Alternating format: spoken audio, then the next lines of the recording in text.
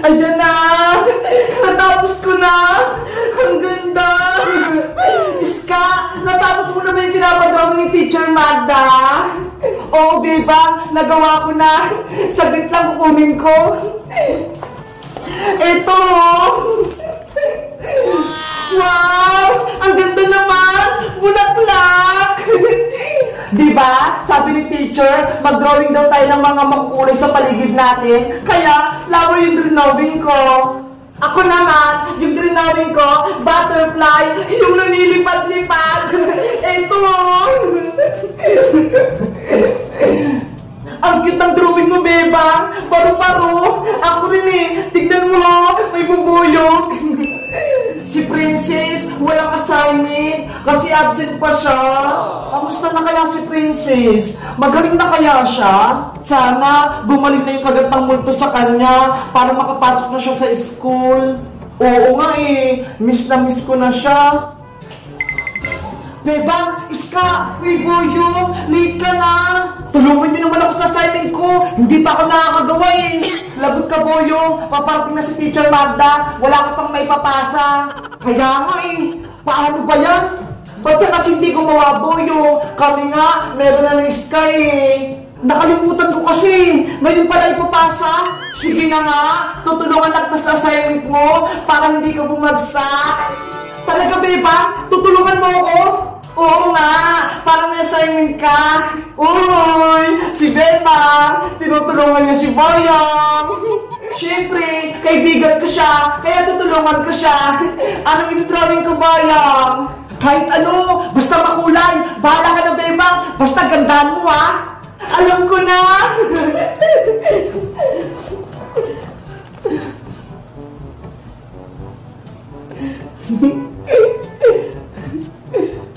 Ano kayang dinidrawing ni Bebang na makulay? Ayan! Kukulayan ko na!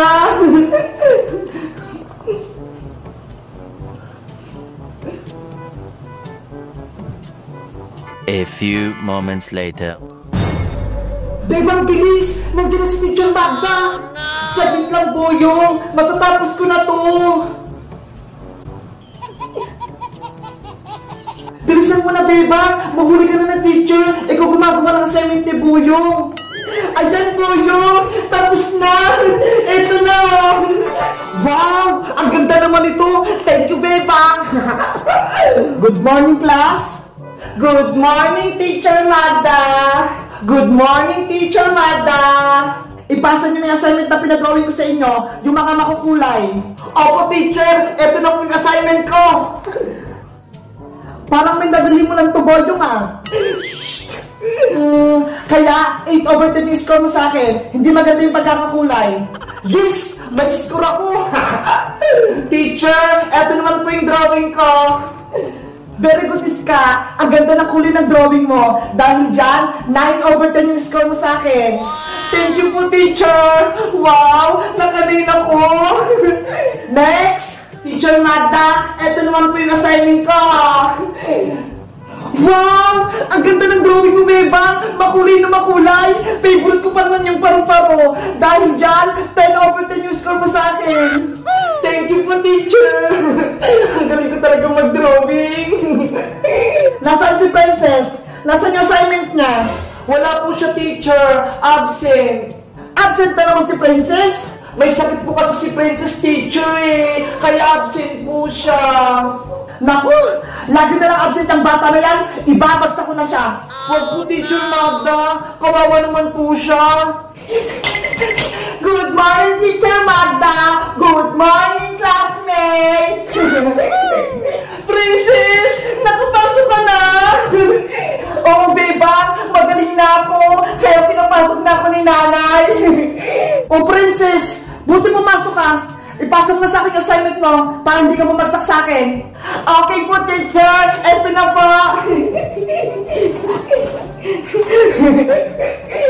Wow! Sobrang ganda nito ah. Rainbow lollipop. Makulay na makulay. Ang ganda nga. Lollipop. Parang gutom si Princess ah.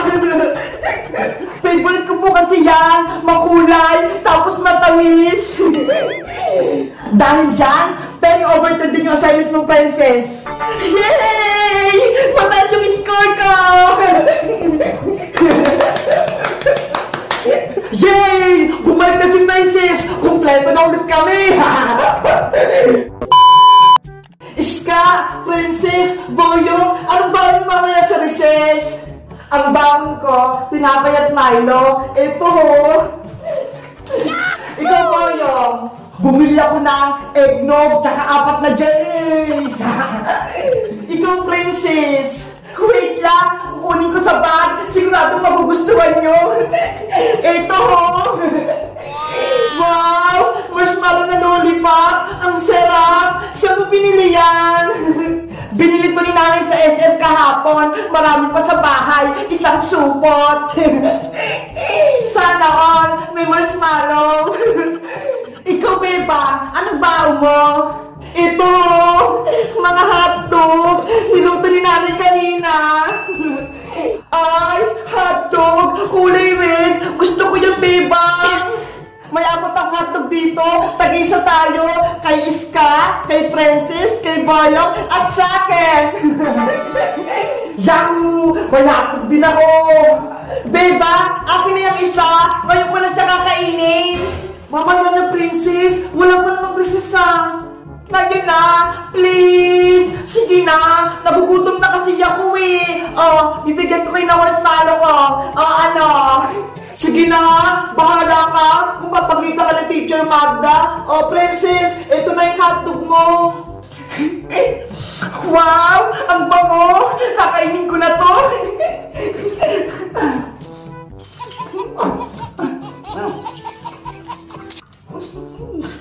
Ang takot talaga ni Princess. Naubos niya agad yung hotdog. Ang sarap-sarap talaga ng hotdog. Favorite na favorite ko to. Sabi mo, bibigyan mo kami ng marshmallow, Princess. Nasa na? Naku, hindi ko na kayo bibigyan. Wala na akong pagkain mamaya sa recess. Akin na to. Ikaw talaga, Princess. Madaya ka. Hindi mo sinusunod yung pangako mo. Aray ko. Oh, Princess, bakit? Ang masakit sa'yo. Beba, masakit yan ko. Ano yun? Ang baho! Sino yung umutot? Ikaw ba yung Beba? Hindi ah! Baka si Princess yun! Sabi niya kasi masakit yung tiyan niya! Beba! Iska! Boyong! Nataya ko sa upuan! Ano? Nakatay ka, Princess?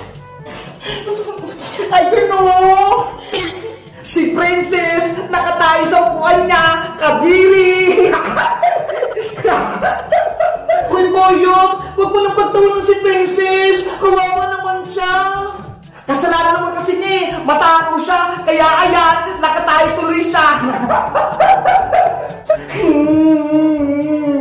Beba! Iska! Anong gagawin ko? Iska, sara ko na lang si Princess sa CR para makapaglinis siya. Tapos bumalik na lang kayo dito. Tara na, Princess, sa CR. Sasamahan na kita para makapaglinis ka. Hoy, Beba, sino maglinis ng pupo niya ni Princess? Iniwan lang dyan sa upuan, no? Eh di ikaw, Boyo. Diba? Lalaki ka, kaya ikaw maglinis niya. Ayoko nga, ang baho niyan eh. Bebang, Boyong, ang nangyari dito, bakit wala si Iska at si Princess? At bakit parang ang baho-baho na classroom? Si Princess po at si Iska, teacher, nasa CR po sila. Teacher Magda, may pupo po dun sa upuan ni Princess oh, kasi nakatayo siya. Ano pag ginagawa mo, Boyong? Linisin mo na yan, damputin mo na. Ano po? Ako maglilinis? Sabi ko sa'yo, Boyong, ikaw maglilinis eh. Ano ba yan? Pahamak si Princess?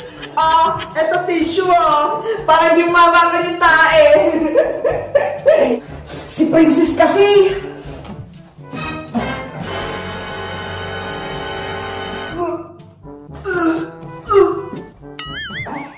Si Boyong, nahilo.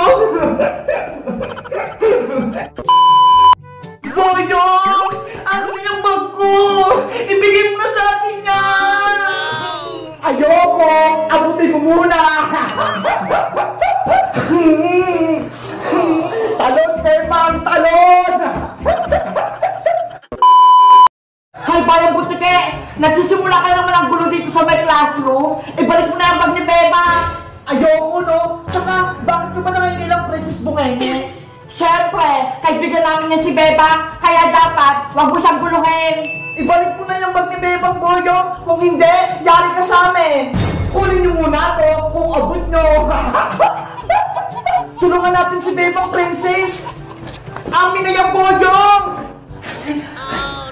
No! Hindi nyo ito makukuha. Akin na yung bag ko. Classmate, tumigil na kayo. Paparating na si Teacher Magda.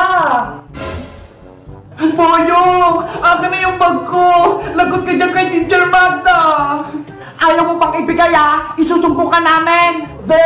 Kahit pagsumbo ka pa kay teacher. Anong kaguluhan ito? Bebang, Iska, Princess, Bayong, Athena. Hindi po ako kasali, Teacher Magda. Sila lang po. Si Boyong po, Teacher Magda. Ginugulo si Bebang. Kinuha po yung bag niya. Opo, teacher. Si Boyong po yung pasimuno ng kaguluhan. Dapat pagalitan siya. Si Bebang po kasi, teacher, may tinatago sa bag niya. Ayaw niyang ipakita.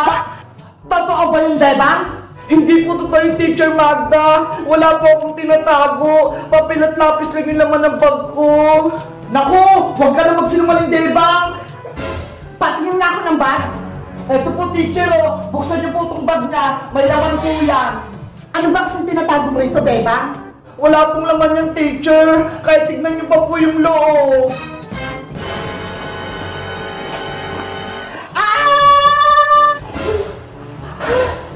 Ano yun?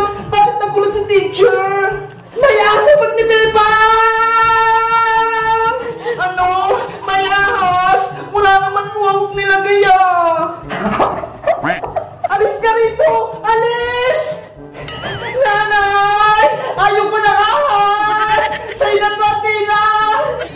Ay! Kadiri! May ahas! Ew! Ah! Ayaw ko niya ahas!